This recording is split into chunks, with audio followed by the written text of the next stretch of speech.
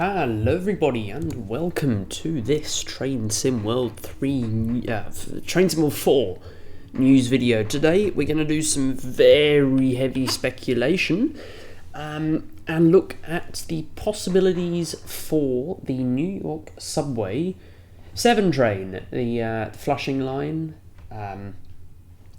It's the 7. Both service patterns, full length of the line. Let's get straight into it. So why do I think there's some chance that this will eventuate? Well, for one, it's a metro line, and people like metro lines. 2, it's the New York Subway, and people like the New York Subway. 3, it's fully self-contained. There's no other things coming or going, and it uses only one type of rolling stock. 4, it has local and express service, which means it's quite interesting for the player. 5, it is very highly requested for all of those reasons above. And 6, it is realistic from a development perspective, and I'll talk about a bit more about that. I'll talk a bit more about what that means later. So this is a sort of route map. The one on the right might be a bit hard to see, but you sort of get the gist of it. One on the left is sort of the distinction between the express service and the local service. There's a few stations there, certainly a few stations, but there's only it's the only line that runs on. The 7 is the only service that runs on the Flushing line.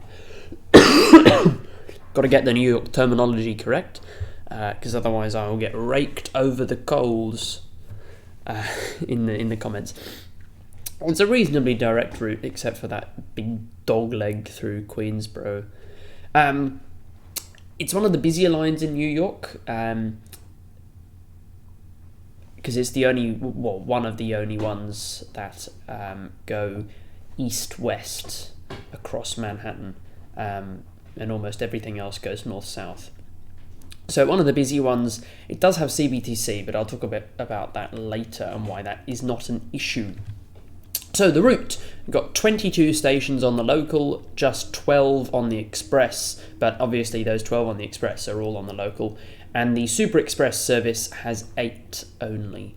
It's 10 miles long, and there are between 2 and 5 tracks. Most of the time, I believe there's 3 on the viaducts, probably 2 in the tunnels. Yeah, definitely 2 in the tunnels, 5 maybe in yards. So the rolling stock is the R188. So these were manufactured in 2000. They first entered service in 2013 and manufactured around then as well. They were built by Kawasaki, I believe, in New York, in their Yonkers factory, and also in Japan. They are marshalled into 5 and 6 car sets. There were 506 of the individual cars built. They're based at Corona Yard, which is obviously connected to the 7 line. An 11-car train is 173 metres long, so reasonable length there. Service speed of 55 miles an hour.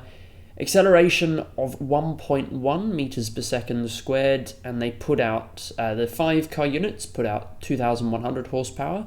The 6-car units put out 2,400 horsepower. They're all getting their power from the New York Subway 6 to 5 volt DC third rail. And as far as I'm aware, they have CBTC installed, but they're still manually driven under CBTC, which is, as far as I'm aware. I might be wrong, probably am wrong. Again, I will almost certainly be raked over the coals in the comments, but I found lots of material that said, yes, it's CBTC. I found no information saying it's CBTC and ATO, and I found some material that says it's CBTC, but because the drivers are still driving, engineers, motormen, the drivers are still driving, capacity is limited to 29 TPH, I think it was, which is, it's fine. It's a good amount of service. But yeah, that's the CBTC situation. It'll be the first time that Dovetail implements CBTC, although I don't really think it'll be that hard for them to do that. It's just sort of like coded manual on the London Underground, I guess. Okay, so this is the service patterns. So we've got up to 29 trains per hour, all up. Of that, we got between 6 and 8 trains per hour on the express service, and that's only on the peak hour times. And this is enabled by the sections where the express trains do run express. They're multiple tracking, so 3 or 4 tracks, and CBTC. But yeah, as I've said there again, I'm pretty certain that the trains are still manually driven. And feasibility. So I mentioned in the very beginning that one of the reasons why I thought this route was a possibility is because it was feasible. Now, what I mean by that, it's a short route. It's not overly long. It's long. It's shorter than the Bakerloo line even. So not too much to model in terms of the scenery outside. They've already modelled New York a few times on Long Island Railroad, New York to Trenton, the other NEC New York route, and the Metro North route. It's partially underground underneath Manhattan, so that's even easier. They don't really need to model Manhattan too much. They just need to model it as a distant scenery from when you're out on the viaducts in the Brooklyn? Brooklyn, is it? I don't know. I don't know my boroughs.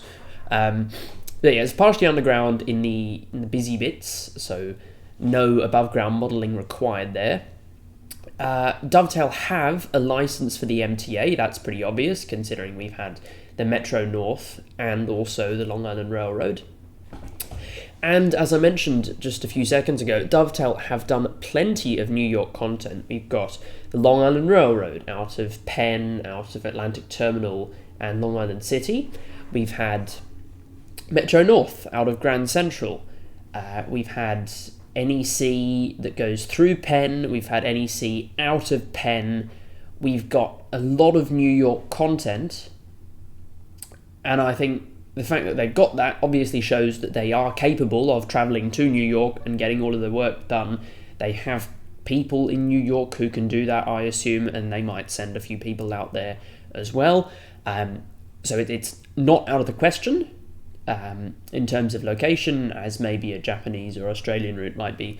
And there's also one piece of rolling stock only, and we've seen that there's a trend towards reducing the amount of rolling stock per route, but certainly I would give a pass for only having one piece of rolling stock if the route was good and had good service patterns, was very detailed, had lots of stations, all of that stuff. So they could spend more time focusing on getting the route right and the signalling right and developing all the stations and making sure it has that distinctive New York feel, and less time modelling 302 different types of train.